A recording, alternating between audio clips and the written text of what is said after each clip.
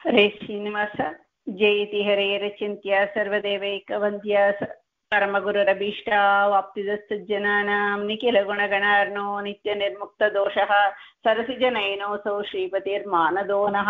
ಜೈತ್ಯಜೋ ಅಖಂಡ ಗುಣೋರುಮಂಡಲಃ ಸದೋದಿತೋ ಜ್ಞಾನಮರೀಚಿಮಾಲಿ ಸಭಕ್ತಹಾರ್ದೋಚ್ಚತಮೋ ನಿಹಂತ ವ್ಯಾಸಾವತಾರೋ ಹರಿರಾತ್ಮ ಭಾಸ್ಕರಃ. ಜಯತ್ಯಜೋ ಅಕ್ಷೀಣ ಸುಖಾತ್ಮಬಿಂಬಸ್ವೈಶ್ವರ್ಯಕಾಂತಿ ಪ್ರತತ ಸದೋದಿತಃ ಸ್ವಭಕ್ತ ಸಂತಾಪ ದುರಿಷ್ಟಹಂತ ರಾಮಾವತಾರೋ ಹರಿರೀಶ ಚಂದ್ರಮಃ. ಜೈತ್ಯ ಸಂಖ್ಯೋರ್ಬಲಾಂಬಪೂರೋ ಗುಣೋಚ್ಚರತ್ನಾಕರ ಆತ್ಮವೈಭವ ಸದಾ ಸದಾತ್ಮಜ್ಞ ನದೀವಿರಾಪ್ಯಃ. ಕೃಷ್ಣಾವತಾರೋ ಹರಿರೇಕ ಸಾಗರಃ ಯದಿ ತಂ ತವ ಭಕ್ತಾನಾಂ ಅಸ್ಮಾಕಂ ನೃಹರೆ ಹರೆ ತದಾಶು ಕಾರ್ಯಂ ಕಾರ್ಯಜ್ಞ ಪ್ರಳಯರ್ಕಾಯಿತ ಪ್ರಭಾ. ಹರಿಕಥಾಮೃತ ಸಾರ ಗುರುಗಳ ಕರುಣದಿಂದ ಪಣಿತು ಪೇಳುವೆ ಪರಮ ಭಗವದ್ಭಕ್ತರಿದನಾದರದಿ ಕೇಳುವುದು ಆದರದಿ ಕೇಳುವುದು. ನಾಳೆ ನಮಗೆ ವೈಶಾಖ ಶುದ್ಧ ಸಪ್ತಮಿ, ಗಂಗೋತ್ಪತ್ತಿ ಅಂತ. ಗಂಗೋತ್ಪತ್ತಿ ಅಂದ್ರೆ ಗಂಗೆ ಉತ್ಪತ್ತಿಯಾದ ದಿವಸ ಅಲ್ಲ, ಅದು ಜ್ಯೇಷ್ಠ ದಶಮಿಯಲ್ಲಿ ಬರುವಂತ ದಶಹರ ಅಂತ. ಇವತ್ತು ನಾಳೆ ಏನು ವಿಶೇಷ ಅಂದ್ರೆ ಆ ಬಂದ ಗಂಗೆ ಹರಿದು ಬರ್ತಾಳೆ. ಆ ಭಗೀರಥನ ಹಿಂದೆ ಹರಿದು ಬರ್ತಾ ಬರ್ತಾ ಬರ್ತಾ ಈ ನೆಲದ ಸ್ಪರ್ಶದಿಂದ ಅಲ್ಲಿ ಋಷಿ ಮುನಿಗಳು ಜಹ್ನು ಮುನಿಗಳು ಆಶ್ರಮ ದೊಡ್ಡದಿರತ್ತ. ಅದನ್ನ ನೋಡಿದ್ದಾಗ ತನ್ನ ಆ ಪ್ರಭಾವ ಒಂದು ನಿಮಿಷ ಅವಳಿಗೆ ಅದು ದೇವರ ಒಂದು ಋಷಿ ಮುನಿಗಳ ಆ ಒಂದು ತಪಸ್ಸು, ಶಾಪ, ಅನುಗ್ರಹ ಶಕ್ತಿಯನ್ನು ತೋರಿಸ್ಲಿಕ್ಕೇನೋ ಆಗತ್ತೆ. ಗಂಗೆ ಆ ಒಂದು ಎಲ್ಲವನ್ನೂ ನುಂಗಲಕ್ಕೆ ಶುರು ಮಾಡ್ತಾಳಂತೆ, ಆ ಗಂಗೆಯ ಪ್ರವಾಹ.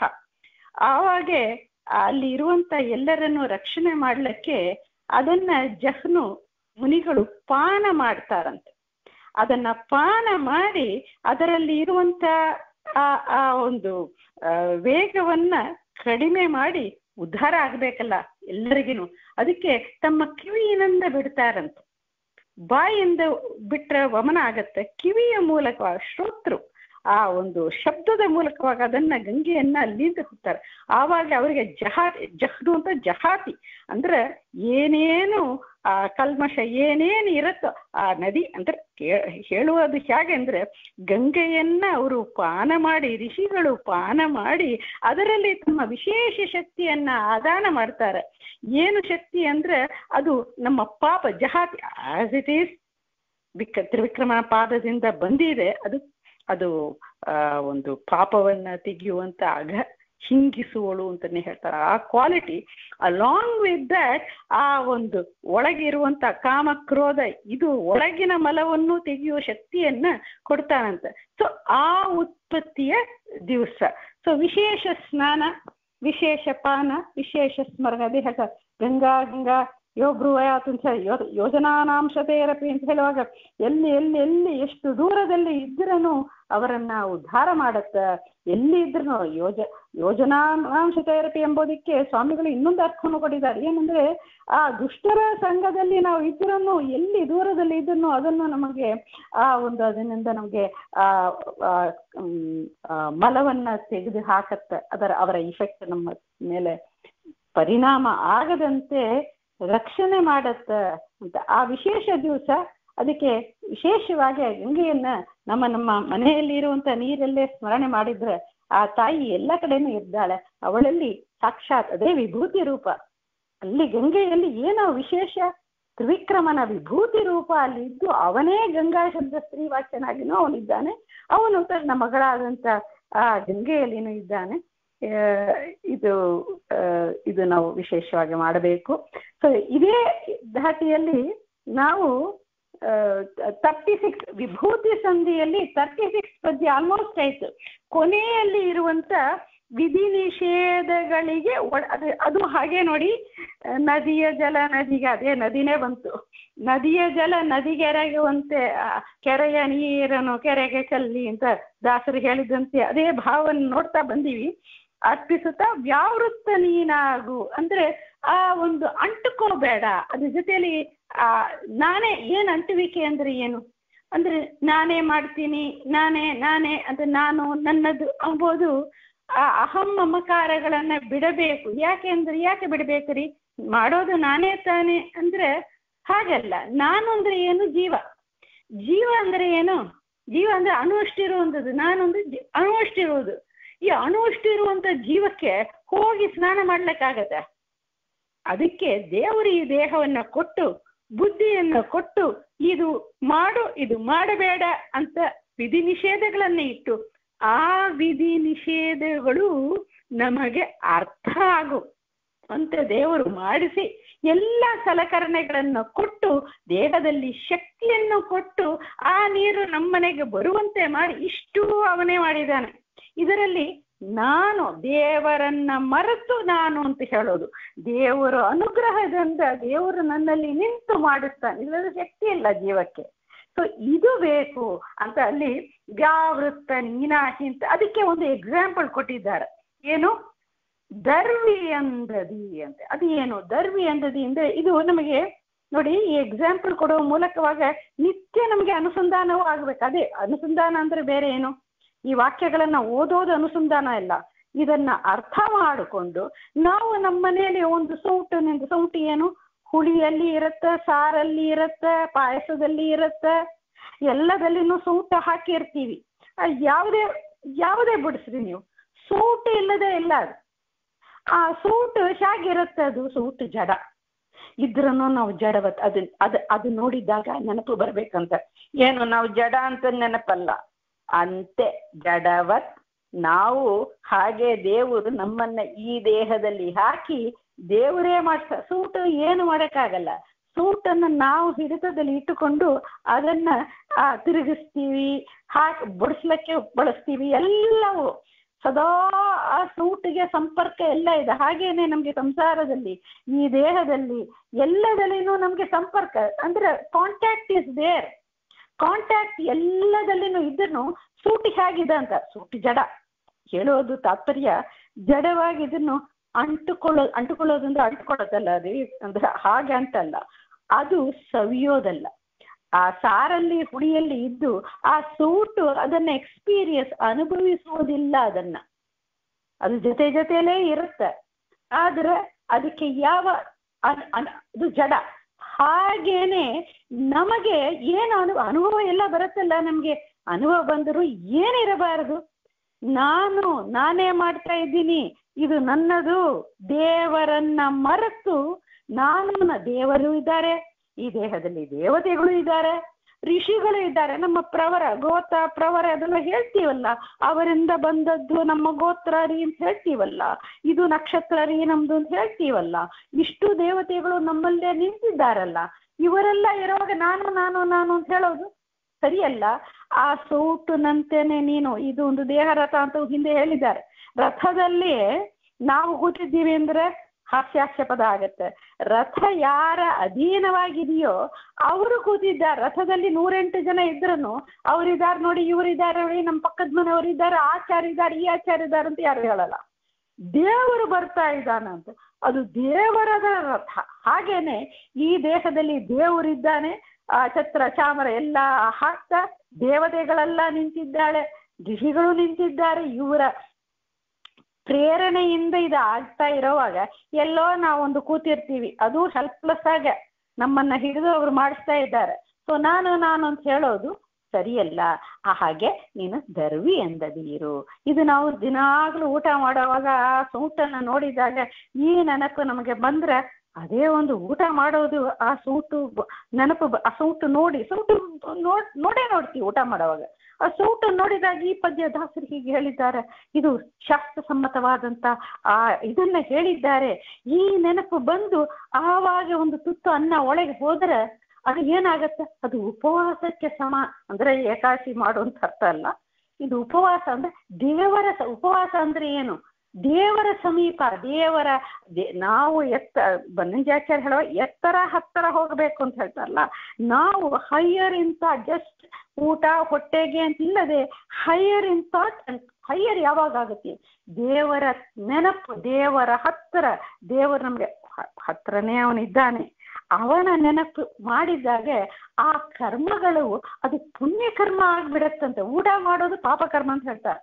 ಯಾಕೆಂದ್ರೆ ಅದೇ ಗೀತೆಯಲ್ಲಿ ಬಂದಂತೆ ಎಲ್ಲ ನಾವು ಊಟ ಮಾಡೋದೆಲ್ಲ ನಮ್ಮ ಪಾಪವನ್ನು ಉಣ್ತೀವಿ ಅಂತೆ. ಎಲ್ಲ ದೋಷಗಳು ಇರುತ್ತೆ, ಯಾರ್ಯಾರು ತಂದದ್ದೋ, ಏನೇನು ಮಾಡಿದ್ದೋ, ಎಷ್ಟೆಷ್ಟು ಒಂದು ಪ್ರಾಣಿ ಹಿಂಸೆ ಆಗಿದೆ ಎಲ್ಲದಲ್ಲಿನ ಆಗುತ್ತೆ. ಅದನ್ನ ಕಡಿಯೋವಾಗ ಆಗತ್ತೆ, ಅದನ್ನ ಗೂಡ್ಸಿ ಸಾರಿಸೋವಾಗ ಆಗತ್ತೆ, ಎಲ್ಲ ರೀತಿ ಮಂಚು ಸೂನುಗಳು ಅಂತ ಹೇಳ್ತಾರಲ್ಲ, ವೈಶ್ವದೇವ ಇತ್ಯಾದಿಗಳೆಲ್ಲ ಮಾಡ್ತಾರಲ್ಲ. ಸೊ ಇದೆಲ್ಲ ಇರುತ್ತೆ. ಈ ಪಾಪಗಳು ಹೇಗೆ ಹೋಗೋದು? ದೇವರಿಗೆ ಕೊಟ್ಟು ಯಜ್ಞಶಿಷ್ಟ ಆ ಗೀತೆಯಲ್ಲಿ ಹೇಳಿದಂತೆ ದೇವರಿಗೆ ಕೊಡೋದು ಏನ್ ಕೊಡೋದಿದೆ? ದರಿವೆ ಎಂದಲ್ಲಿ ಆ ಸೌಟನಂತೆಪ್ಪ, ಯಾರು ಸೌಟು ಯಾರ ಕೈಯಲ್ಲಿ ಇದೆಯೋ ನಾನು ನಿನ್ನ ಕೈಯಲ್ಲಿ ನಿನ್ನ ಅಧೀನವಾಗಿರ್ತೀನಿ. ನೀನು ದೇವತೆಗಳ ಮೂಲಕವಾಗಿ ಮುಖ್ಯಪ್ರಾಣ ಲಕ್ಷ್ಮಿ ಮೂಲಕವಾಗಿ ಮಾಡಿಸ್ತಾ ಇದ್ದಿ.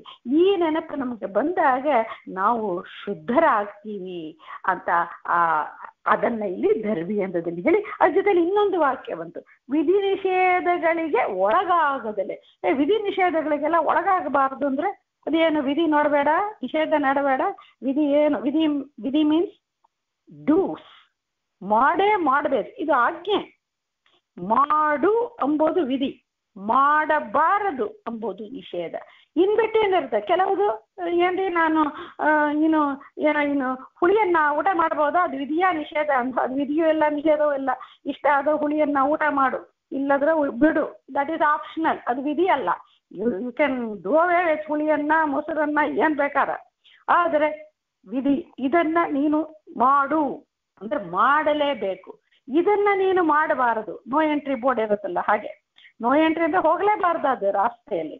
ಬೋರ್ಡ್ ಇಲ್ಲ ಅಂದ್ರೆ ಇಟ್ಸ್ ಯುವರ್ ಚಾಯ್ಸ್, ಹೋಗಬಾರ್ದು. ಇಷ್ಟ ಇದ್ರೆ ಹೋಗ್ರಿ, ಇಲ್ಲದ್ರೆ ಬಿಡಿ. ವಿಧಿ ಮಸ್ಟ್ ಡು, ನಿಷೇಧ ಶುಡ್ ನಾಟ್ ಡು. ಇದಕ್ಕೆ ಒಳಗಾಗದಲೆ ಅಂದ್ರೆ ಏನರ್ಥ? ನಾವು ಎಲ್ಲರೂ ವಿಧಿ ನಿಷೇಧಗಳಿಗೆ ಬದ್ಧರಾದಂತ ಜೀವರಾಶಿಗಳು. ದೇವರು ನಮ್ಮನ್ನ ಗೀತೆಯಲ್ಲಿ ಹೇಳ್ತಾರಲ್ಲ, ನಮ್ಮನ್ನ ಕಟ್ಟಿ ಹಾಕಿದ್ದಾನಂತೆ. ವಿಧಿ ನಿಷೇಧ ಅಂಬೋ ಆ ಹಗ್ಗದಿಂದ ನಮ್ಮನ್ನ ಕಟ್ಟಿ ಸಂಸಾರದಲ್ಲಿ ಇಟ್ಟಿದ್ದಾನೆ. We have to follow rules. ನಮ್ಮ ಇರುವಂತ ಜಾಗೆಯನ್ನು we have to follow rules. ರೋಡ್ಗೆ ಹೋದ ರೋಡ್ ರೂಲ್ಸು, ಮನೆಯಲ್ಲಿ ಗೃಹಸ್ಥಾಶ್ರಮದಲ್ಲಿ ಅದಕ್ಕೆ ರೂಲ್ಸ್, ಎಲ್ಲ ಕಡೆ ರೂಲ್ಸ್ ಎಂಬುದು ಮನೆಗಳಿಗೆ ರೂಲ್ಸ್. ಏನು ಮಾಡಬೇಕು ಏನು ಮಾಡಬಾರ್ದು ಅಂತ ಮನೆಗಳಲ್ಲಿ ಇರುತ್ತೆ. ಒಂದೊಂದು ಕುಲದಲ್ಲಿ ಇರುತ್ತೆ, ಒಂದೊಂದು ಸೆಕ್ಟ್, ಒಬ್ಬೊಬ್ಬರಲ್ಲಿ ಇರುತ್ತೆ. ಇದರಲ್ಲಿ ಸೊಸೈಟಿಯಲ್ಲಿ ಅಲ್ಲಿನೂ ಇದೆ, ಸಾಮೂಹಿಕವಾಗಿಯೂ ಇದೆ. ಸೊ ಹೀಗೆ ರೂಲ್ಸ್ ಅನ್ನೋದು ಇದ್ದೇ ಇದೆ. ಒಳಗಾಗದಲೆ ಅಂದ್ರೆ ಏನರ್ಥ ಅಂದ್ರೆ, ಇದಕ್ಕೇನ್ ಹೇಳ್ತಾರಂದ್ರೆ, ನಾವು ಮಾಡುವಾಗ ಈ ಕರ್ಮಗಳನ್ನ ಮಾಡ್ತೀವಿ. ಮಾಡುವಾಗ ಹೇಗಿರುತ್ತೆ? ಒಂದು ಉದಾಹರಣೆ, ನಮ್ಮ ಮಕ್ಕಳು ಬರ್ತಾರೆ, ನಮ್ಮ ಮಕ್ಕಳು ಯಾರೋ ಬರ್ತಾರೆ, ತುಂಬಾ ಡಾಮ್ಲಿದ್ದು ಒಂದು 6 ತಿಂಗಳಾದ ಮೇಲೆ ಮಕ್ಕಳು ಬರ್ತಾರೆ ಅಂತ ಅನ್ಕೊಳ್ಳಿ. ನಮ್ಮ ತಂದೆ ತಾಯಿಗಳು ಬರ್ತಾರೆ, ಯಾರೋ very important people hmm we love, ತುಂಬಾ ಇಷ್ಟ, ಸ್ವಾಮಿಗಳು ಬರ್ತಾರೆ ಹೀಗೆ ಅನ್ಕೊಳ್ಳಿ. ಬಂದ್ರೆ ಏನ್ ಮಾಡ್ತೀವಿ ನಾವು? ಇದು ಸ್ವಾಮಿ, ಇದು ಅವ್ರಿಗೆ ತುಂಬಾ ಪ್ರೀತಿ ಆದದ್ದು, ಇದು ಅವರು ಇಷ್ಟಪಡ್ತಾರೆ, ಅವ್ರಿಗೆ ಈ ತರ ಇರಬೇಕು, ಈ ತರ ಅವ್ರಿಗೆ ಸೌಕರ್ಯ ಮಾಡಬೇಕು, ಅದು ಮಾಡಬೇಕು, ಇದು ಮಾಡಬೇಕು ಅಂತ ಮಾಡ್ತೀವಿ. ಮಾಡುವಾಗ ಏನ್ ನೋಡ್ತೀವಿ ನಾವು? ಅವರಿಗೆ ಇಷ್ಟ ಆಗತ್ತಾ? ಅವರಿಗೆ ಇದು ಹಿಡಿಯುತ್ತಾ? ಅವರು ಇದನ್ನ ಒಪ್ಪುತ್ತಾರ? ಅವರಿಗೆ ಸಂತೋಷ ಆಗತ್ತ ಅಂತ ಮಾಡೋದು ಒಂದು ಪ್ರಕಾರ. ಇನ್ನೊಂದು, ಬಾಸ್ ಬರ್ತಾನಪ್ಪ, ಅವನಿಗೆ ಇಷ್ಟ ಇಲ್ಲದನ್ನ ಮಾಡಿದ್ರೆ ಅವನು ನನಗೆ ಕೆಲಸದಿಂದ ತೆಗೆದು ಬಿಡ್ತಾನೆ, ಇಲ್ಲದ್ರೆ ನಮ್ಮ ಅತ್ತೆ ಬರ್ತಾಳೆ ಬೊಯ್ತಾಳೆ ನನ್ನನ್ನ. ಸೊ ಹಾಗೆ ಮಾಡೋದಂದ್ರೇನು? ನನಗೆ ಬೊಯ್ತಾರೆ, ನನಗೆ ಕಷ್ಟ ಕೊಡ್ತಾರೆ, ನನಗೆ ಪ್ರಮೋಷನ್ಸ್. ಇಲ್ಲಿ ನೋಡಿ, ಇದೆಲ್ಲ ಸ್ವಾರ್ಥ. ನಮಗೆ ಸ್ವಾರ್ಥ ಇಟ್ಟುಕೊಂಡು ಅಂದ್ರೆ ಇದು ಹೇಗೆ? ಇವತ್ತು ಏಕಾದಶಿ ಮಾಡಿ ಅಂತ ಇದಂತೆ ವಿಧಿ ಇದೆ. ಅವಾಗ ಏನ್ ಮಾಡೋದು? ಏಕಾದಶಿ ಮಾಡದೇ ಇದ್ರೆ ನಮ್ಗೆ ಈ ನರಕದಲ್ಲಿ ಹಾಕಿ ನನಗೆ ಇಷ್ಟು ತ್ರಾಸ ಕೊಡ್ತಾನ, ಅಷ್ಟು ಕೊಡ್ತಾನ, ಅದು ಕೊಡ್ತಾನ ಅಂತ ಫಸ್ಟ್ ಹೇಳ್ತಾರ. ಬಟ್ ಅದು ಸರಿಯಲ್ಲ. ಹಾಗೆ ಮಾಡಿದ್ರೆ ಅದು ನಮ್ಮ ಭಯದಿಂದ ಫಸ್ಟ್ ಸ್ವಲ್ಪ ಹೆದರ್ಸ್ಬೇಕು. ನೀನ್ ಮಾಡದೇ ಇರೋ ಪನಿಷ್ಮೆಂಟ್ ಅಂತ ಇನಿಷಿಯಲಿ ಸ್ವಲ್ಪ ಬೆಳೀತಾ ಅದಕ್ಕೆ ಮಾಡೋದಲ್ಲ. ಆವಾಗೆ ವಿವೇಚನ ಬರುತ್ತೆ. ಇದು ಮಾಡೋದು ಏಕಾದಶಿ ನಾವು ಮಾಡುವ ಮೂಲಕವಾಗಿ ಅದು ದೇವರೇ ಹೇಳಿದ್ದ ಮಾತು. ದೇವರ ಮಾತನ್ನ ನಾವು ನಮ್ಗೆ ತುಂಬಾ ಪ್ರಿಯರಾದವರು, ಅವರ ಮಾತನ್ನ ನಾವು ಕೇಳ್ತೀವೋ ಅಲ್ಲ, ಅಮ್ಮನ ಮಾತು ಕೇಳಬೇಕು. ಯಾಕಂದ್ರೆ ಅವಳು ನನ್ನ ಅಮ್ಮ, ಅಂತ ಆ ಪ್ರೀತಿಯಿಂದ ಮಾಡೋದೊಂದು. ಅಮ್ಮನ ಮಾತು ಕೇಳದೆ ಹೊಡೆದಾಗ್ತಾಳೆ ನಮ್ಮನ್ನ ಅಂತ, ಅದು ಸೆಲ್ಫ್ ಸ್ವಾರ್ಥ. ಸೊ ಯಾವ ಮನಸ್ಸಿನ ಉದ್ದೇಶ ಇರಬೇಕು. ಹಾಗೇನೆ ದೇವರು ನಮ್ಗೆ ಅತೀ ಪ್ರಿಯನಾದವನು, ಎಲ್ಲವನ್ನು ಕೊಟ್ಟು ಎಲ್ಲೆಡೆನೂ ನಮ್ಮನ್ನ ಬಿಡದೆ ನಮ್ಮನ್ನ ರಕ್ಷಣೆ ಮಾಡುವನು ದೇವರು. ಸೊ ಅವನು ಅತ್ಯಂತ ಪ್ರಿಯ, ನಮಗೆ ಯಾವ ವಸ್ತುಗಳು ಪ್ರಿಯವೋ ಎಲ್ಲವನ್ನು ಅವನು ಕರುಣಿಸಿದವನು. ಅವನು ಹೇಳಿದ್ದ ಮಾತನ್ನ ನಾವು, ಅವನೇ ಮಾಡಿಸ್ತಾನೆ ನಮ್ಮಲ್ಲಿ ನಿಂತು, ಅವನೇ ಮಾಡಿಸಿದ್ದಾನೆ. ಅದು ಮಾಡಿ ಅದು ಅವನಿಗೆ ಪ್ರೀತಿ ಆಗತ್ತಂದ್ರೆ ಅವನು ಯಾವತ್ತೂ ಪ್ರೀತನೆ. ಅವನಿಗೇನೋ ನಾವು ಮಾಡೋ ಮೂಲಕ ಪ್ರೀತಿಯಿಂದ ದೇವರ ವಿಷಯದಲ್ಲಿ ಅನುಗ್ರಹ ಮಾಡ್ತಾನೆ. ನನ್ನ ಮಾತನ್ನ ಕೇಳಿದ್ದಕ್ಕೆ ನಾನು ನಿನ್ನನ್ನ ರಕ್ಷಣೆ ಮಾಡ್ತೀನಿ ಅಂತ ಹೇಳಿ ತನಗೆ ತಾನೇ ರೂಲ್ಸ್ ಮಾಡ್ಕೊಂಡಿದ್ದಾನೆ, ಸಂಕಲ್ಪ ಮಾಡ್ಕೊಂಡಿದ್ದಾನೆ. ಸೊ ಅವನಿಗೆ ಅಂತಂದ್ರೆ ಪ್ರೀತಿ ಉದ್ದೇಶ ಏನು? ಏಕಾದಶಿ ಮಾಡುವ ಉದ್ದೇಶ ದೇವರಲ್ಲಿ ಇರುವಂತ ಪ್ರೀತಿ, ಇದು ಮುಖ್ಯ, ನಾಟ್ ಭಯ. ನನಗೆ ಸೊ ಮಾಡುವ ಉದ್ದೇಶ ಹೇಗಿರ್ಬೇಕು ಅದನ್ನೇ ಹೇಳ್ತಾರೆ. ಇದು ವಿಧಿ, ಇದು ನಿಷೇಧ. ವಿಧಿ ಮಾಡಿದ್ರೆ ನನಗೆ ಒಳ್ಳೇದಾಗತ್ತೆ, ನಿಷೇಧ ಮಾಡಿದ್ರೆ ಕೆಟ್ಟದಾಗತ್ತೆ. ಇದು ಇನಿಷಿಯಲ್ ಸ್ಟೇಜ್ ಮೇ ಬಿ, ಆದ್ರೆ ಇದು ಅಷ್ಟು ಒಂದು ಪ್ರಶಸ್ತವೇ ಅಲ್ಲ. ಅದನ್ನ ಹೇಳ್ತಾರೆ, ವಿಧಿ ನಿಷೇಧಗಳಿಗೆ ಒಳಗಾಗದಲೇ. ಸೊ ಅದಕ್ಕೆ ಇದು ಸರಿಯಾಗಿ ಅರ್ಥ ಮಾಡ್ಕೋಬೇಕು. ವಿಧಿ ನಿಷೇಧ ಫಾಲೋ ಮಾಡಬೇಕು. ಫಾಲೋ ಮಾಡೋದು ಭಗವಂತ ಪ್ರೀತನಾಗ್ತಾನೆ. ನಮ್ಮ ಗುರು ಹಿರಿಯರಿಗೆ ಅವರು ಹೇಳಿಕೊಟ್ಟದನ್ನು ಮಾಡಿದ್ರೆ ಅವರಿಗೆ ನಾವು ತೋರಿಸುವಂತ ಗ್ರಾಟಿಟ್ಯೂಡ್, ಅದನ್ನ ಅವರನ್ನ ಮನಸ್ಸಲ್ಲಿ ಇಟ್ಟು ಮಾಡಬೇಕು, ನಮ್ಮ ಸ್ವಾರ್ಥದಿಂದ ಮಾಡಬಾರ್ದು. ಅದಕ್ಕೆ ಹೇಳ್ತಾರೆ ಅದು ಹೇಗೆ ದರ್ವಿ ಅಂದರೆ, ದರ್ವಿ ಏನು ಮಾಡುತ್ತೆ, ಅದು ಇರುತ್ತೆ, ಅದು ಏನು ಯಾವುದು ಸವಿಯೋದೇ ಇಲ್ಲ. ಹುಳಿಯಲ್ಲಿ ಇರ್ಲಿ ಹಲ್ವಾಲಿ ಇರ್ಲಿ ಏನು ಸವಿಯೋದಿಲ್ಲ. ಹಾಗೇನೆ ನಾನು ನನ್ನದು ಅಂತ ಮಾಡದೆ ಸರಿ ನಾನು ಭಗವಂತನ ಕೈಯಲ್ಲಿ ಹಿಡಿತದಲ್ಲಿ ಇರುವವನು, ಅವನು ಹೇಗೆ ಮಾಡಿಸ್ತಾನೋ ಹಾಗಾಗತ್ತೆ ಎಂಬ ಭಾವನೆಯಿಂದ ಮಾಡಬೇಕು ಎಂಬುದು ವಿಧಿ ನಿಷೇಧಗಳಿಗೆ ಒಳಗಾಗದಲೇ ಮಾಡುತ್ತಾ ದರ್ವಿ ಅಂದಲ್ಲಿ ಸೌಟು ಅಂತೆ. ಅಂದ್ರೆ ಸೌಟು ಯಾಕೆ ಎಕ್ಸಾಂಪಲ್, ಅದನ್ನ ದಿನಾದ್ರೂ ನಾವು ಬಳಸ್ತೀವಲ್ಲ, ಅದು ಸೌಟನ್ನ ನೋಡುವಾಗ ಈ ಪದ್ಯ ಇಟ್ ಹ್ಯಾಸ್ ಬಿ ಕನೆಕ್ಟೆಡ್. ಆ ಕನೆಕ್ಟ್ ಆದಾಗ ಹಾಗೆ ಇರಬೇಕು. ದೇವರ ನೆನಪು, ದೇವರ ಕೈಯಲ್ಲಿ ಏನು ಸೌಟು ಯಾರು ಹಿಡ್ಕೊಂಡಿದ್ದಾರೋ ಅವ್ರ ಕೈಯಲ್ಲಿ ಇದೆ. ನಮ್ಮನ್ನು ಯಾರ ಹಿಡ್ಕೊಂಡಿದ್ದಾನೆ? ದೇವತೆಗಳು, ಅವನಿಗೆ ಮೇಲೆ ಭಗವಂತನ ಹಿಡಿತದಲ್ಲಿ ಇರುವವರು ನಾವು ದಾಸ, ಅವನು ಈಶ. ಇದು ನಮಗೆ ನೆನಪು ಬಂದ್ರೆ ಆ ಕರ್ಮ ಪರಿಶುದ್ಧ ಆಗತ್ತೆ. ಅದು ದೇವತೆಗಳಿಗೆ ಎಲ್ಲರೂ ಪ್ರೀತನಾಗ್ತಾನೆ. ಯಾಕೆ? ತಾಯಿ ತಂದೆಗಳ ಮಾತನ್ನ ಕೇಳಿದ್ರೆ ತಾಯಿ ತಂದೆಗಳ ಪ್ರೀತಿ ಅವ್ರಿಗೇನಾದ್ರು ಪ್ರೈಸ್ ಸಿಕ್ಕತ್ತಾ? ಇಲ್ಲ. ಮಗ ಒಳ್ಳೆ ರೀತಿಯಾಗಿರ್ತಾನೆ, ಅದೇ ಅವ್ರಿಗೆ. ಸೊ ಹಾಗೆ ನಮ್ಗೆ ಗುರು ಹಿರಿಯರ ಅನುಗ್ರಹ ಇರತ್ತ, ದುಷ್ಟಶಕ್ತಿಗಳು ಓಡ್ ಹೋಗುತ್ತೆ. ಇದನ್ನ ಇಲ್ಲಿ ಹೇಳಿ ನೆಕ್ಸ್ಟ್ ಅಲ್ಲಿ ನೋಡಿ, ಇದೇ ಒಂದು ಎಕ್ಸಾಂಪಲ್ ಅನ್ನೇ, ಈ ನದಿ ಪ್ರವಾಹವನ್ನ ನೆಕ್ಸ್ಟ್ ಎಕ್ಸಾಂಪಲ್ ಕೊಡ್ತಾ ಇದ್ದಾರೆ. ಈ ಪದ್ಯ ಹೀಗಿದೆ. ಈ ಪದ್ಯ ನೋಡಿ, ಅರಿಯದಿದ್ದರು ಎಮ್ಮೊಳಿದ್ದ ನವರತ ವಿಷಯ ಲುಂಬ ಜ್ಞಾನೋ ತರದಿ ತನಗರ್ಪಿಸಲು ಚಿತ್ಸುಕ ವಿತ್ತು ಸಂತೈಪ ಸರಿತು ಕಾಲ ಪ್ರವಾಹಗಳು ಕಂಡರೆಯು ಸರಿ ಕಾಣದಿರೆ ಪರಿವವು ಮರಳಿ ಮಜ್ಜನ ಪಾನ ಕರ್ಮಗಳಿಂದ ಸುಖವಿಹು ಅಂತ ಹೇಳ್ತಾರೆ. ಏನಿದು?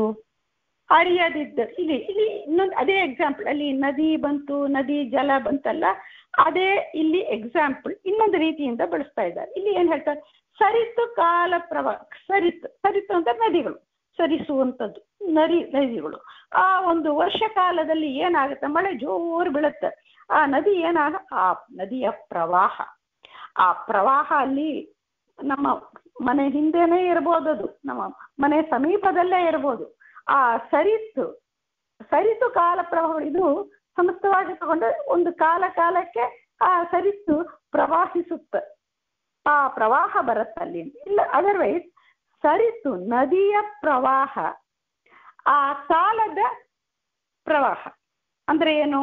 ನದಿ ಒಂದು ಕಾಲದಲ್ಲಿ ಆ ಪ್ರವಾಹವಾಗಿ ಆ ಒಂದು ಬಂದಾಗೆ ಅದರಿಂದ ಅದು ಏನು, ಅದು ಸರಿಸೋದು, ಅದು ಹೋಗೋದು ಪ್ರವಾಹ ಅದರ ಸ್ವಾಭಾವಿಕ. ನಾವು ನೋಡ್ತೀವೋ ನೀವು ನೋಡ್ತೀವೋ, ಯಾರಿಗೆ ಗೊತ್ತಾಗತ್ತೋ ಇಲ್ಲವೋ, ಯಾರು ಬಳಸ್ತಾರೋ ಯಾರು ಬಳಸೋದಿಲ್ಲವೋ, ಡಸಂಟ್ ಮ್ಯಾಟರ್. ಅದು ತನಗೆ ತಾನೇ ಅದು ಹರಿದು ಸಮುದ್ರವನ್ನ ಹೋಗಿ ಅದು ಸೇರತ್ತೆ. ಸಮುದ್ರ ಸೇರುವಂತ ನದಿಗಳಾದ್ರೆ ಅದು ಆಗತ್ತೆ. ಹಾಗೆ ಕಾಲ ಪ್ರವಾಹ, ಕಾಲ ಯಾವತ್ತೂ ಇರುವುದಾದ್ರೂ ಅದರ ಸೆಗ್ಮೆಂಟ್ ನೋಡಿ. ನಾಳೆ ಸಪ್ತಮಿ ವಿಶೇಷ, ವೈಶಾಖ ಶುದ್ಧ ಸಪ್ತಮಿ ವಿಶೇಷವಾಗಿರುವಂತ ದಿವಸ ಒಮ್ಮೆನೆ ಬರುತ್ತೆ. ಇವತ್ತಿಲ್ಲ ನಾಳೆ ಇದೆ, ನಾಳೆದು ಇಲ್ಲ ಅದು. ಸೊ ಆ ಪ್ರವಾಹಕ್ಕೇನೋ ನದಿ ಪ್ರವಾಹಕ್ಕೇನೋ ವ್ಯತ್ಯಾಸ ಇದೆ. ನದಿ ಪ್ರವಹಿಸುತ್ತಾ ಇರುತ್ತೆ. ಅದು ಒಂದು ಮಳೆಗಾಲದಲ್ಲಿ ಒಂದು ಕಾಲ ಬಂದಾಗ ಅದು ಮಾಡುತ್ತೆ. ಅದರ್ ಟೈಮ್ಸ್ ಅದು ಏನು ಇಲ್ಲದೆ ಹೋಗತ್ತೆ. ಕಾಲ ಪ್ರವಾಹ ಅಂದ್ರೆ ಒಳ್ಳೆ ದಿವಸ, ಒಳ್ಳೆ ಮುಹೂರ್ತ ಇತ್ಯಾದಿಗಳು ನಾವು ನೋಡ್ತೀವಲ್ಲ ಪಂಚಾಂಗದಲ್ಲಿ. ನೋಡಿ, ಇವತ್ತು ಇದು ವಿಶೇಷ ರೀ, ಇವತ್ತು ಇವರು ಗುರುಗಳ ಆರಾಧನೆ ವಿಶೇಷ ಇದೆ, ಇವತ್ತು ಬಂದು ಗುರುವಾರ ಇದೆ, ಇವತ್ತು ಶನಿವಾರ ಹೀಗಿದೆ, ಈ ತಿಂಗಳು ವೈಶಾಖ ಮಾಸ ದಶಮಿ ವಿಶೇಷ. ಸೊ ಹೀಗೆಲ್ಲ ಈ ಕಾಲದಲ್ಲಿ ಅಂತೂ ಎಲ್ಲ ಕಡೆನೂ ಬರ್ತಾನೆ ಇರುತ್ತೆ. ಹೋಗತ್ತದು. ಇದು ನಾವು ನೋಡಿದ್ರೂ, ನಾವು ಏನಾರು ಅದರಿಂದ ಪ್ರಯೋಜನ ತಕೊಳ್ಳದೇ ಇದ್ರೂ ಅದು ಕಾಲ ಹರಿಯುತ್ತಾನೆ ಇರುತ್ತೆ, ಹೋಗತ್ತೆ. ನದಿ ಪ್ರವಾಹ ಇರತ್ತೆ, ಒಮ್ಮೆ ಕೆಲವೊಮ್ಮೆ ಇರೋದಿಲ್ಲ. ಸೊ ಅದು ಅದರ ಸ್ವಭಾವ ಧರ್ಮವನ್ನ ಮಾಡ್ತಾ ಹೋಗುತ್ತೆ. ಅದನ್ನ ನಾವು ತಿಳಿದಾಗ ನದಿ ಪ್ರವಾಹ ಆಗತ್ತೆ. ನದಿ ಇವತ್ತು ಮಾಮಾಂಗ ಬಂದಿದ್ದ ಒಂದು ವಿಶೇಷವಾಗಿರುವಂತ ದಿವಸ ಇವತ್ತು. ಈ ನದಿ, ಈ ಪರ್ವಕಾಲ ಇಲ್ಲಿ ಅದು ವಿಶೇಷ. ಅಲ್ಲಿ ಅವತ್ತು ನಾವು ಸ್ನಾನ ಪಾನ ಇತ್ಯಾದಿಗಳು ಸ್ನಾನ ಮಾಡಿದ್ರೆ ಮೈಯ ಕೊಳೆ, ದಿನಾಗ್ಲೂ ಸ್ನಾನ ಮಾಡಿದ್ರೆ ಮೈ ಕೊಳೆ ಹೋಗತ್ತೆ. ಮೈ ಕೊಳೆ ಮಾತ್ರ ಇಲ್ಲ, ಒಳಗಿನ ಕೊಳೆಯನ್ನು ತೆಗೆಯುತ್ತೆ. ಯಾವಾಗ ನದಿ ನನ್ನನ್ನ ಶುದ್ಧಿ ಮಾಡತ್ತ ಅಂತ ತಿಳಿದರೆ ಇಲ್ಲ. ನದಿಯ ಅಭಿಮಾನಿ ದೇವತೆಯಲ್ಲಿ ಎಲ್ಲ ನದಿ ಯಾವ ಇಡೀ ಭೂಲೋಕದಲ್ಲಿ ಯಾವುದೇ ನದಿ ಇರಲಿ, ಆ ನದಿಯಲ್ಲಿ ಮುಖ್ಯವಾಗಿ ಇರೋದು ಗಂಗೆ ಇರ್ತಾಳೆ. ಒಳಗೆ ಎಲ್ಲದಕ್ಕೆ ಮೂಲವಾಗಿ ಎಲ್ಲ ಜಲಕ್ಕೇನೋ ಅಭಿಮಾನಿನಿ ಗಂಗಾ, ಅವಳ ಪತಿಯಾದಂತ ವರುಣ, ಅವರು ಇದ್ದೇ ಇರ್ತಾರೆ. ನಾವು ಅವರ ನೆನಪು ಮಾಡಿಕೊಂಡ್ರೆ ಅವರಿಗೆ ಅದು ಗೊತ್ತಾಗತ್ತೆ. ಅಫ್ಕೋರ್ಸ್ ಅವ್ರಿಗೆ ಒಳಗೆ ಇದ್ದಾರ ಹೊರಗೆ ಇದ್ದಾರೆ ಗೊತ್ತಾಗತ್ತೆ. ವಿಶೇಷ ನಮ್ಮ ಮನೆ ನೀರಲ್ಲೇನೆ ಗಂಗೆಯ ಸ್ಮರಣೆ ಮಾಡಿದ್ರೆ ಓಡಿ ಬಂದು ನಮಗೆ ಉಪಕಾರ ಮಾಡ್ತಾಳಂತೆ. ಯಾಕಂದ್ರೆ ಅವಳು ಅಲ್ಲೇ ಗುಪ್ತವಾಗಿ ಅಲ್ಲೇ ಇದ್ದಾಳೆ ಅವಳು. ಸೊ ಹೀಗೆ ಅವಳನ್ನ ನೆನಪು ಮಾಡಿದ್ರೆ ಅನೇಕ ಪಾಪಗಳು, ಅದಕ್ಕೆ ಹೇಳ್ತಾರೆ ನೀವು ಇದು ನದಿ ಸ್ನಾನ ಇದೆಲ್ಲ ಮಾಡುವಾಗ ಒಂದು ಕಾವೇರಿ ನದಿಯಲ್ಲಿನೂ ತಾರತಮ್ಯ, ರಾಯರೋದನ್ನ ಶ್ಲೋಕ ಮಾಡಿ ಇಟ್ಟಿದ್ದಾರೆ. ನದಿಗಳಲ್ಲಿನೂ ಅದೇನ್ರಿ ನೀರಲ್ಲಿ ಏನ್ ತಾರತಮ್ಯ ಅಂದ್ರೆ ಅಲ್ಲಿ ಇರುವಂತ ಮುಖ್ಯ ಅಭಿಮಾನಿ ದೇವತೆಗಳು, ಮುಖ್ಯ ಅಲ್ಲ, ಅಲ್ಲಿ ಆ ಹೆಸರಿಂದ ಇರುವಂತ ಅಭಿಮಾನಿ ದೇವತೆಗಳು ಪರವಾಗ ತಾರತಮ್ಯ. ಅದೇ ನದಿಯಲ್ಲಿ ಇವಾಗ ಕಾವೇರಿಯಲ್ಲಿ ಸ್ನಾನ ಮಾಡುವಾಗ ಕಾವೇರಿಯಲ್ಲಿ ಗಂಗೆಯು ಇದ್ದಾಳೆ ಅಂತ ಮಾಡಿದ್ರೆ ಇನ್ನೂ ಜಾಸ್ತಿ ಫಲ ಬರುತ್ತೆ. ಏನಾಗತ್ತ ಅವಾಗ ಜ್ಞಾನ, ಎಷ್ಟು ನಮ್ಗೆ ಜ್ಞಾನ ಅಲ್ಲೇ ಗಂಗೆಯಲ್ಲಿ ನಿಂತು ಬಿಟ್ರೆ ಅಷ್ಟು ಫಲ ಬರೋದಿಲ್ಲ. ಗಂಗಾ ಜನಕ ಅವನಲ್ಲಿ ಆ ತ್ರಿವಿಕ್ರಮನಲ್ಲಿ ಚಿಂತನೆ ಮಾಡಿದ್ರೆ ಇನ್ನೂ ಜಾಸ್ತಿ ಫಲ ಮಾತ್ರ ಎಲ್ಲ, ಮೋಕ್ಷವೂ ಸಿಕ್ಕತ್ತ, ಲೌಕಿಕ ಫಲ ಎಲ್ಲ, ಮುಕ್ತಿಯೂ ಸಿಕ್ಕತ್ತ. ಏನು ಗೊತ್ತಿಲ್ಲದೆ ನೀರು ಇಟ್ ವಿಲ್ ರಿಮೂವ್ ಮೈ ಡಟ್ ಅಂತ ಮಾಡಿದ್ರೆ ಅಷ್ಟೇ ದೇಹ ಹೊರಗೆ ಮಾತ್ರ ಶುದ್ಧಿ ಆಗತ್ತೆ. ಸೊ ಇದು ತಿಳಿದು ಮಾಡಿದ್ರೆ ಒಂದು, ತಿಳಿಯದೆ ಮಾಡಿದ್ರೆ ಎಷ್ಟೆಷ್ಟು ಫಲವೋ ಅಷ್ಟೇ ಆಗತ್ತ ಅಂತ ಅದನ್ನೇ ಹೇಳ್ತಾರೆ. ಆ ಕಾಲ ಪ್ರವಾಹ, ಆ ಕಾಲದಲ್ಲಿ ಮಾಡಿದ ಇನ್ನೂ ವಿಶೇಷ, ಇದು ಈ ವಿಶೇಷ ಪರ್ವಕಾಲ ಇನ್ನು ಜಾಸ್ತಿ ಬರುತ್ತೆ. ಅದು ಮಾತ್ರಲ್ಲ, ಆ ಪರ್ವಕಾಲದಲ್ಲಿ ಭಗವಂತ ಇದ್ದಾನೆ, ಕಾಲ ನಿಯಾಮಕನಾಗಿ ಅವನು ನಿಂತಿದ್ದಾನೆ, ನೀರಲ್ಲಿ ಅವನು ನಿಂತಿದ್ದಾನೆ, ನನ್ನಲ್ಲಿ ನನ್ನ ಬುದ್ಧಿ ಎಷ್ಟು ಜ್ಞಾನ ಬರುತ್ತೋ ಅಷ್ಟಷ್ಟು. ಸರಿ ರೀ, ಇಷ್ಟು ತನಕ ನನಗೆ ಯಾವ ಜ್ಞಾನವೂ ಬಂದಿಲ್ಲ. ಇವಾಗ ಹರಿಕಥಾಂಸಾರ ಇದು ಕೇಳೋವಾಗ ಏನೋ ಹೌದಲ್ಲವಾ, ಇಷ್ಟು ದಿವಸ ನಾನು ಏನು ಮಾಡಿಲ್ಲವೇ ಅಂತ ನಮಗೆ ಬೇಜಾರಾದ್ರೆ ಅದಕ್ಕೇನೋ ಇದೇ ಉತ್ತರ. ದೇವರು ಏನ್ ಹೇಳ್ತಾನ, ಅರಿಯದಿದ್ದರೂ ಎಮ್ಮೊಳಿದ್ದ ಅನವರತ ವಿಷಯಗಳನ್ನುಂಬ. ಹಾಗೆ ಗೊತ್ತಿದ್ರೂ ಗೊತ್ತಿಲ್ಲದೇ ಇದ್ರೂ ದೇವರು ಎಲ್ಲದಲ್ಲಿ ನುಂತು, ಅದು ಹಿಂದೆ ಹೇಳಿದ್ದ ಎಲ್ಲ ವಿಭೂತಿ ರೂಪಗಳನ್ನು ಹೇಳುತ್ತಾ ಮೇ ಬಿ ನಾವು ನೆಕ್ಸ್ಟ್ ಕ್ಲಾಸ್ಲಿ ಇದು ನೋಡ್ಬೋದು ಏನೋ, ಇದು ಕಂಟಿನ್ಯೂ ಮಾಡ್ಬೋದು. ಸೊ ಬೇಸಿಕಲಿ ಇಲ್ಲಿ ಹೇಳುವಂಥದ್ದು ಏನು ಅಂದ್ರೆ, ಜ್ಞಾನೋತ್ತರದಲ್ಲಿ ತನ್ನ ದೇವರ ಕರುಣೆ ಎಂತದು ನೋಡಿ. ವಿಭೂತಿ ಸಂಧಿ ಇದು, ವಿಭೂತಿಯಲ್ಲಿ ವ್ಯಾಪ್ತಿಯನ್ನು ತರ್ತಾ ಇದ್ದಾರೆ, ಕರುಣೆಯನ್ನು ತರ್ತಾ ಇದ್ದಾರೆ, ಮಂಗಳಾಚರಣೆ ಎಲ್ಲವೂ ಒಂದು ಸಂಧಿಯಲ್ಲಿ ಎಲ್ಲವೂ ಒಟ್ಟು ಸೇರಿ, ಅದಕ್ಕೆ ಸಂಧಿ ಅಂತ ಹೇಳ್ತಾರೆ. ಇಲ್ಲಿ ಏನ್ ಹೇಳ್ತಾ ಇದ್ದಾರೆ ಅಂದ್ರೆ, ನಿನಗೆ ಜ್ಞಾನ ಬಂತು. ಏನ್ ಜ್ಞಾನ? ಏನು ಜ್ಞಾನ ಇಲ್ಲ, ಬರೀ ಒಂದು ನದಿಯಲ್ಲಿ ಮಾಡುವಾಗ ಗಂಗೆಯ ಸ್ಮರಣೆ ಮಾಡಿ, ಗಂಗೆಯಲ್ಲಿ ಅವಳ ಗಂಗಾ ಜನಕನಾದಂತ ಭಗವಂತನನ್ನ ಸ್ಮರಣೆ ಮಾಡಿ, ಆ ಭಗವಂತ ನನ್ನಲ್ಲಿ ಇರುವಂತವನೇ ಅಂತ ಸ್ಮರಣೆ ಮಾಡಿ. ಅದು ಈವಾಗಲೇ ಸ್ವಲ್ಪ ಶಬ್ದಗಳು ಗೊತ್ತಾಯ್ತು ನಮ್ಗೆ, ಇನ್ನು ಜ್ಞಾನ ಬಂದಿಲ್ಲ. ಶಬ್ದದ ಅರ್ಥ ಇಷ್ಟ ಆಗತ್ತೆ ಎಲ್ರಿಗೇನು. ಇದು ನಮಗೆ ಈವಾಗ ಗೊತ್ತಾದ ಮೇಲೆ, ದೇವರೇ ಇಷ್ಟು ದಿವಸ ನಾನು ಅದು ಯೋಚನೆಯನ್ನು ಮಾಡಿಲ್ಲ, ನನಗೆ ಗೊತ್ತು ಮಾಡಿಸಿಲ್ಲ ನೀನು, ನನ್ನ ಕರ್ಮ ಇವಾಗ ನೆನಪು ಬಂತು. ಇವತ್ತದು ಮಾತ್ರ ಇಲ್ಲ, ಇಷ್ಟು ದಿವಸ ನಾನು ಸ್ನಾನ ಮಾಡಿದ್ದೆಲ್ಲ ಅಜ್ಞಾನದಿಂದ, ಅದನ್ನು ನೀನು ಸ್ವೀಕಾರ ಮಾಡ್ತೀಯಾ, ನೀನೇ ಮಾಡಿದೆ, ಇವಾಗ ಬಂತಲ್ಲ, ಪಾಸ್ಟ್ ತಗೊಳ್ತೀಯಾ, ಫ್ಯೂಚರು ನೆನಪು ಕೊಡ್ತೀಯಾ ಅಂದ್ರೆ ಊಂತಾನ ಅವನು. ಅದೇ ಅವನ ಕರುಣ. ಜ್ಞಾನೋತ್ತರದಲ್ಲಿ ತನಗೆ ಅರ್ಪಿಸಲು ಅಂದ್ರೆ ಯಥಾಯೋಗಿ. ಜ್ಞಾನ ಏನೋ ಬಂದಿಲ್ಲ, ಏನೋ ಒಂದು ಶಬ್ದದ ಅರ್ಥ ಆಯ್ತು, ಇಷ್ಟು ದಿವಸ ಮರ್ತೋಯ್ತಲ್ಲ, ನಾವು ಲಾಸ್ಟ್ ಇಯರ್ ನಾವು ಮಾಡೇ ಇಲ್ಲ, ವೈಶಾಖ ಶುದ್ಧ ಸಪ್ತಮಿ ಅದು ಮಾಡೇ ಇಲ್ಲ, ಇವತ್ತೇ ನೆನಪು ಬಂತಲ್ಲ ನಮಗೆ, ನಾಳೆ ನೆನಪು ಇರುತ್ತೋ ಅಲ್ವೋ ಗೊತ್ತಿಲ್ಲ, ಇವತ್ತು ನೆನಪು ಬಂತು. ಸೊ ನೆನಪು ಬಂತಲ್ಲ ಅಂದ್ರೆ ಇಷ್ಟು ತನಕ ನಾನು ನಿನ್ನಂತೆ ಇಷ್ಟು ತನಕ ಸ್ನಾನ ಆಗಲ್ಲ. ಈ ಜನ್ಮಕ್ಕೆ ಹಿಂದೆ ಎಷ್ಟೆಷ್ಟು ಮನುಷ್ಯ ಜನ್ಮ ಬಂತೋ, ಆ ಜನ್ಮದಲ್ಲಿ ನಾನು ಸಾಗಾಗ ಇದ್ದೀನೋ, ಅಷ್ಟು ಕಾಲದಲ್ಲಿನೂ ನಾನು ಮರ್ತೋದೆ ಸ್ವಾಮಿ, ನನ್ನ ಅಲ್ಪತನ ಅದು, ಕ್ಷಮಿಸೋ, ಸ್ವೀಕಾರ ಮಾಡೋ ಅಂತ ಹೇಳಿದ್ರೆ ಸ್ವೀಕಾರ ಮಾಡ್ತಾನಂತ, ಅವನು ಯಥಾಯೋಗ್ಯವಾಗಿ ಸ್ವೀಕಾರ ಮಾಡ್ತಾನಂತ. ಅದು ಅವರನ್ನ ಕರುಣೆ. ಅದನ್ನು ಹೇಳ್ತಾರೆ, ಜ್ಞಾನೋತ್ತರದಿ ತನಗರ್ಪಿಸಲು ಚಿತ್ಸುಖ. ಇದು ಏನ್ ಮಾಡ್ತಾನಂದ್ರೆ, ಇದು ಮಾತ್ರ ಅಲ್ಲ, ನಮಗೆ ಎಲ್ಲ ಕೊಳೆಯನ್ನು ಹೀಗೆ ಮಾಡ್ತಾ ಮಾಡ್ತಾ ಕೊಳೆಯನ್ನೆಲ್ಲ ತೆಗೆದು ನಮಗೆ ಒಳಗೆ ಇರುವಂತ ಸುಖ. ಎಂತ ನೀರು ತಕೊಂಡ ಆ ಗಂಗೆಯ ಪಾನ, ಆ ಒಂದು ಸ್ನಾನ ಪಾನ ಅಂತ ಹಾಕಿದಾರಲ್ಲ, ಸ್ನಾನ ಪಾನ ಮಾಡಿದ ಸ್ನಾನ ಕೊಳೆಯನ್ನ ತೆಗೆಯುತ್ತೆ ಅಂದ್ರೆ, ಹಾಗೇನೆ ದೇವತೆಯನ್ನ ಸ್ಮರಣೆ ಮಾಡಿ ಸ್ನಾನ ಮಾಡಿದ ಒಳಗೆ ಇರುವಂತ ಪಾಪಕ್ಕೆ ಕಾರಣವಾದಂತ ಅಜ್ಞಾನ ಅಂಬೋ ಕೊಳೆಯನ್ನ ತೆಗೆಯೋದು ಒಂದು. ಆದರೆ ಇನ್ನೊಂದು ಅದನ್ನ ಪಾನ ಮಾಡಿದ ಪಾನ ಅಂದ್ರೆ, ನಾವು ಎಲ್ಲದಕ್ಕೇನು ನೀರನ್ನ ಬಳಸ್ತೀವಲ್ಲ, ನೀರಿಲ್ಲದೆ ಏನಾಗುತ್ತೆ? ಅಡಿಗೆಗೇನೂ ಬೇಕು, ಕುಡಿಲಕ್ಕೇನೂ ಬೇಕು, ಎಲ್ಲದಕ್ಕೇನು ಒಳಗೆ ಹಾಕ್ಕೊಳ್ತೀವಿ ನಾವು, ಆಚಮನ ಎಲ್ಲ ಹಾಕ್ಕೊಳ್ತೀವಲ್ಲ, ಆ ನೀರು ಒಳಗೆ ಹೋದಾಗ ಅದು ಶಾಂತಿ, ತೃಪ್ತಿ. ನೀರಿಗೆ ಇರುವಂತ ಏನು ಬಾಯಾರಿಕೆ ಆದ್ರೆ ಎಷ್ಟು ಏನು ಜ್ಯೂಸು ಡ್ರಿಂಕು ಏನ್ ಬೇಕಾದ್ರೂ ಕುಡೀರಿ, ನೀರು ಇಟ್ ಕ್ವೆಂಚಸ್ ಥರ್ಸ್ಟ್. ಸೊ ಆ ಒಂದು ತೃಪ್ತಿಯನ್ನ ಕೊಡೋದು. ಅದಕ್ಕೆ ಹೇಳ್ತಾರೆ, ಈ ತೃಪ್ತಿ ಮಾತ್ರ ಅಲ್ಲ, ಅದರಲ್ಲಿ ಭಗವಂತ ನಿಂತು ತೃಪ್ತಿ ಕೊಡ್ತಾನಂತ ಚಿಂತನೆ ಮಾಡಿದ್ರೆ ನಿಜವಾದ ಸ್ವರೂಪ ಸುಖ. ಅಂದ್ರೆ ಸ್ವರೂಪ ಸುಖ ಮೋಕ್ಷದಲ್ಲಿ ರೀ. ಇವಾಗ ಯಾವಾಗಲೂ ಮೋಕ್ಷ ಬರುತ್ತೆ, ನಾವು ಜಸ್ಟ್ ಇನ್ನು ಕಿಂಡರ್ ಗಾರ್ಡನ್ ಎಂಟರ್ ಆಗಲ್ಲ. ಇವಾಗಲೂ ನಮ್ಮ ಜೀವನದಲ್ಲಿ ಶಾಂತಿ, ತೃಪ್ತಿ, ಸಂತೋಷ, ಅದೇನ ತೃಪ್ತಿಯೇನ ಭುಂಜೀತ. ಎಷ್ಟು ಕೊಟ್ಟಿದ್ದಾನೋ ಕೊಟ್ಟದಲ್ಲಿ ತೃಪ್ತಿ. Contentment is everything. ಕಂಟೆಂಟ್ಮೆಂಟ್ ಇಲ್ಲದೆ ಹೋದ್ರೆ ಎಷ್ಟು $1 million ಬಂದ್ರೂ ಆವಾಗಲೂ ದುಃಖ. ಇನ್ನೂ 10 million ಬಂದಿಲ್ಲ ಅಂತ ದುಃಖ ಬರುತ್ತೆ. ಕಂಟೆಂಟ್ಮೆಂಟ್ ಇರೋನ್ಗೆ ಸುಖ. ದುಡ್ಡು ಸುಖ ಅಲ್ಲ, ದುಡ್ಡಿನಿಂದ ಸುಖ ಬರಬೇಕು. ಆ ಸುಖ ಬಾರದೆ ಹೋದರೆ ಏನು ಪ್ರಯೋಜನ? ಸೊ ಸುಖ ಈಸ್ ನಮ್ಗೆ ಪುರುಷಾರ್ಥ. ಆ ಸುಖವನ್ನ, ಆ ತೃಪ್ತಿಯನ್ನ ಅವನು ಕೊಡ್ತಾನ ಅಂತ ಇಲ್ಲಿ ಹೇಳ್ತಾ ಇದ್ದಾರೆ ಎಂಬುದಲ್ಲಿ ಕೃಷ್ಣಾರ್ಪಣ ಮಸ್ತು.